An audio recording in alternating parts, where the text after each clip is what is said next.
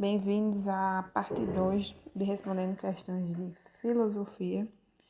Espero que vocês tenham gostando e vamos lá, né? Agora sobre Platão.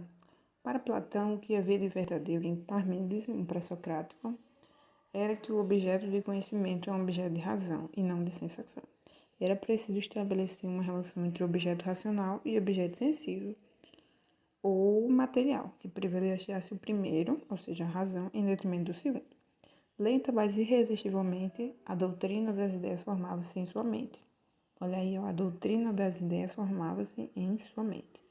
O texto faz referência à relação entre razão e sensação, um aspecto essencial da doutrina das ideias de Platão. Me perdi, cadê? Da ideia de Platão. De acordo com o texto, como Platão se situa diante dessa relação? Nós temos que saber que Platão e Sócrates também acreditavam na questão da razão como um elemento para atingir o verdadeiro conhecimento e a certeza das coisas que estão ao nosso redor. Ok? Então Platão ele fez, e é muito conhecido com essa questão, a doutrina das ideias. Ele acreditava em duas ideias, o mundo sensível, que é o que nós vivemos, e o mundo inteligível, que são das coisas perfeitas. E o mundo que vivemos são cópias das cópias perfeitas que existem no mundo inteligível, que é a partir da razão, que não conseguimos, nós, apenas seres humanos, não conseguimos atingir o mundo inteligível. Ok?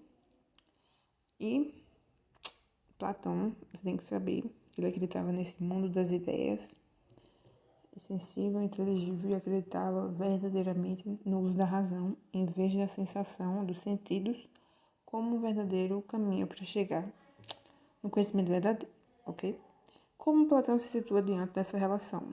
Estabelecendo um abismo intransponível entre as duas? Não, ele estudava as duas, eram separadas, uma era diferente da outra, uma era uma cópia e a outra era uma cópia, era perfeita, né? E a outra em que nós vivemos era apenas a cópia do mundo inteligível, que onde ele disse que estaria Deus, né?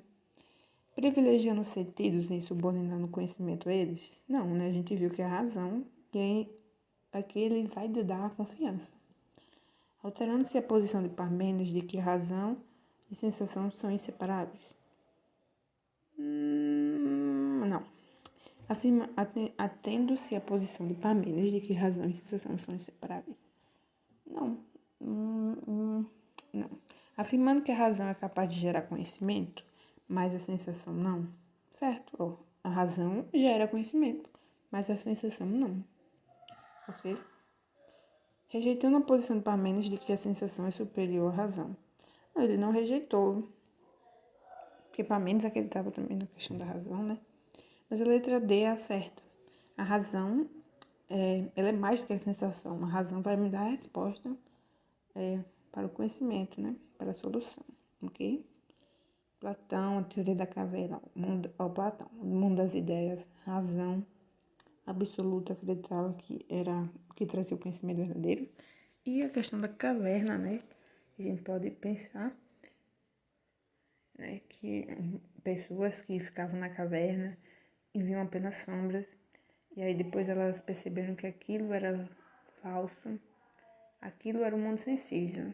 E aí ela começou a sair da caverna para o mundo inteligível, e iria dizer a verdade, ok? E ele faz uma analogia com a educação.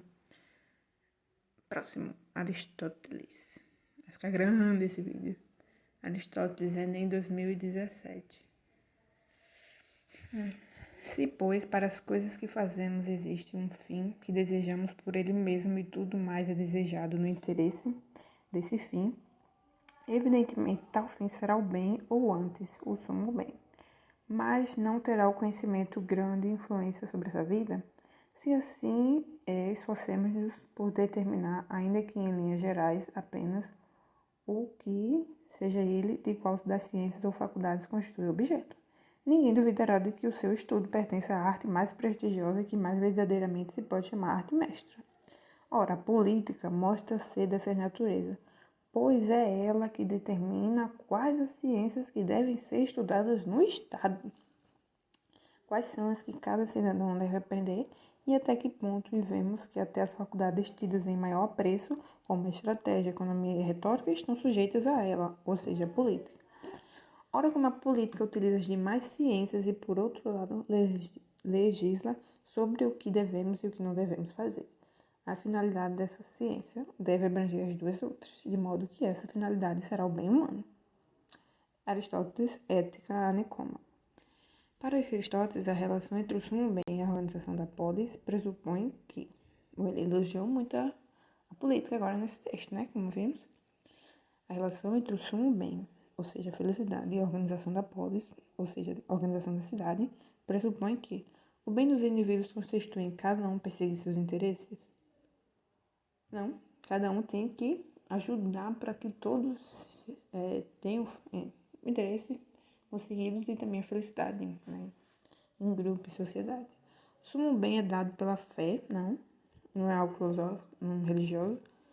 A política é a ciência que precede todas as demais na organização da cidade. Olha só uma interpretação de texto. A política é a ciência que precede todas as demais na organização da cidade? Sim, olha. Vamos ver, a política mostra ser dessa natureza, pois é ela que determina quais as ciências que devem ser estudadas no Estado, quais são as que cada cidadão deve aprender e até que ponto. Ou seja, ela escolhe, ela precede todas as demais, ela escolhe para a organização da cidade, da polis. Tá vendo? Eu não sei o assunto, mas eu posso fazer uma interpretação de texto numa questão de filosofia. Lá no Enem, ok?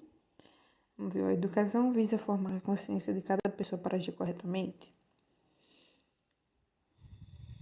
A consciência? Sim, mas o texto não fala isso. E a pergunta também. A democracia protege as atividades políticas necessárias para o bem comum? Precisa de outras coisas também, ok? Então, essa foi uma questão de Aristóteles sobre política, ou seja, política é a ciência que precede todas as demais na organização da cidade. Por quê? Porque ele acreditava que a política trazia felicidade. Era um meio que as pessoas, né, iam se juntar lá na Ágora, debater, os proteger, falar sobre os problemas e soluções da sociedade, da polis. E aí, em comum, chegaria à felicidade, ok? E hoje a gente viu que hoje é bem difícil falar de política, todo mundo de um lado, todo mundo de outro, esquerda e direita, né? Então é muito difícil, mas antes ele se dava assim, todo mundo em conjunto, discutindo os bens da sociedade para chegar à felicidade de todos. Ok? Então Aristóteles foi um filósofo que defendeu muito política, essa questão de virtude, de ter sempre o equilíbrio, muitas outras coisas, né? Criou essa questão dele estudar metafísica, os governos, democracia, oligarquia, foi tudo ele. E foi um grande filósofo. E principalmente que ele foi, você sabendo, Aristóteles foi aluno de Platão e Platão foi aluno de Sócrates. Sócrates e Platão acreditavam na razão, como eu falei, e Aristóteles não. Então é mais um estudo de Aristóteles. Ele acreditava nos sentidos. Os sentidos é o meu olho, o paladar vai me dar a resposta. Vai me dar a resposta e não a razão. Okay? Apesar de ser importante também. Mas a sensação é o que eu vejo, é o que eu escuto, é o que eu como, é o que eu cheiro, entendeu? E não a razão. A razão apenas mexe os pauzinhos na mente, ok? A grande filosofia medieval. Vai ser... Vai sair. Filosofia medieval, né? Agostinho e São Tomás de Aquino, grandes filósofos dessa época. Desde que tenhamos compreendido o significado da palavra Deus, sabemos de imediato que Deus existe. Com efeito, essa palavra designa uma coisa de tal ordem que não podemos conceber nada que lhe seja maior. Ora, o que existe na realidade no pensamento é maior do que o que existe apenas no pensamento.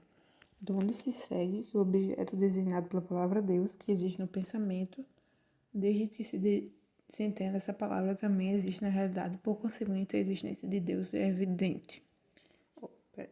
De onde se segue que o objeto designado pela palavra Deus, que existe no pensamento, desde que se entenda essa palavra, quando eu entendo essa palavra, então ela existe na realidade. Por consequente, a existência de Deus é evidente. Acho que essa questão foi do ano passado, se eu não me engano. O texto apresenta uma elaboração teórica de Tomás de Aquino, caracterizada por...